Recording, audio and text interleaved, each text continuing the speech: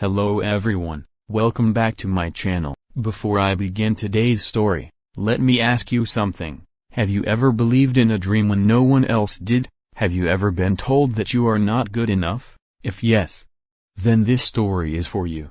When no one believed, it didn't happen all at once. It happened slowly, through silence, through smiles that hid doubt, through words that sounded polite but cut deep. Ayaan grew up in a small, forgettable town where dreams were measured by how quickly they could be abandoned. People there didn't ask, "What do you want to become?" They asked, "What job will you settle for?" Ambition was seen as arrogance, and hope was treated like a childish habit you were supposed to outgrow. From a young age, Ayaan dreamed of becoming a writer. Not the kind who scribbles poems in a notebook and hides them forever, but the kind whose words travel, whose stories change people, whose voice matters. He didn't know how or when, but he knew what.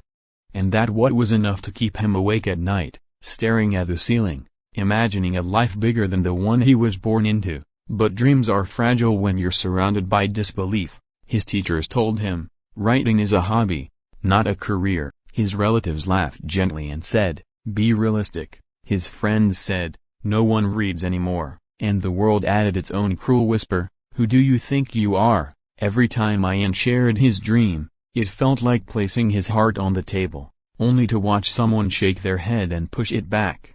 Slowly, he stopped talking about it. Not because the dream died, but because protecting it became necessary. At home, things weren't easier. His family wasn't cruel, they were practical.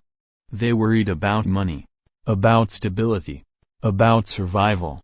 To them, dreams were luxuries, and luxuries were dangerous.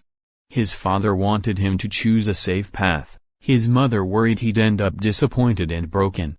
They loved him, but love mixed with fear can still feel like rejection, so Ayaan learned a painful lesson early. Sometimes the people who love you the most will still not believe in your vision, because they can't see what you see. Still, he wrote. He wrote early in the morning before anyone woke up. He wrote late at night when the world was quiet enough to listen. He wrote on old notebooks, on his phone, on torn pieces of paper. Most of what he wrote, no one ever read. Rejection became a familiar companion. Emails that started with "Thank you for your submission," and ended with "Unfortunately." Messages left unseen. Silence where encouragement should have been. There were days when Ayaan questioned everything. Days when he wondered if everyone else was right. Days when he thought about quitting. About choosing an easier life, a quieter disappointment. One night, after another rejection, he sat alone in his room, staring at his screen. His fingers hovered over the keyboard, but nothing came out. For the first time, he didn't feel angry or sad. He felt empty. That emptiness scared him more than failure ever had. He realized something then. If he quit, no one would be surprised. But if he continued, even without belief, even without applause, that would be an act of courage. So he made a promise, not to succeed, not to be famous, just to continue. Years passed. Life got heavier. Responsibilities grew. Bills replaced dreams on his priority list. He took a job he didn't love but didn't hate enough to leave. Writing became harder to protect, but he protected it anyway, even if it was just one paragraph a day. Even if it felt useless. And slowly, almost invisibly, things began to change. His writing got sharper. His voice clearer. His stories deeper. Pain refined him. Loneliness taught him empathy. Rejection gave him discipline. Doubt gave him resilience. One day, he posted a short story online. He didn't expect much. He had learned not to. But something strange happened. People read it, then they shared it, then they commented. One comment stood out. "This feels like you wrote my life." Ayaan stared at the screen for a long time. Not because of pride, but because of relief. Relief that the years of silence hadn't been meaningless. That somewhere, somehow, his words had reached another human being. That moment didn't change his life overnight. There was no viral explosion, no instant success. But it changed something more important. It gave him proof. Proof that belief doesn't need permission. Proof that timing isn't something you control. Proof that the same people who doubt you today may quote you tomorrow. Opportunities came slowly. A small publication accepted his work. Then another. Then someone asked him to speak. His family started listening differently.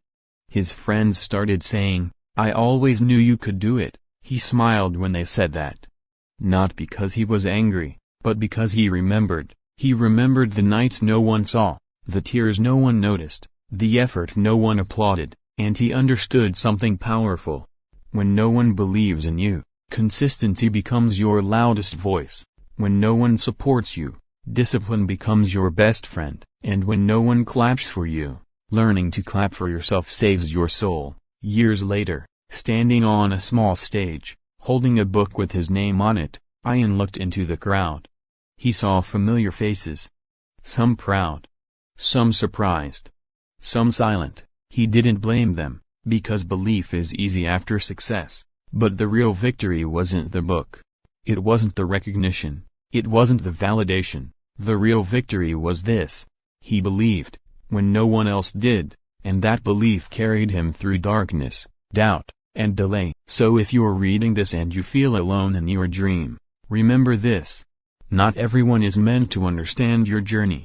Not everyone will cheer at the starting line, and sometimes, the absence of belief is not a sign to stop. It's a test to see how badly you want it. Because history doesn't remember who doubted you, it remembers that you didn't stop when no one believed.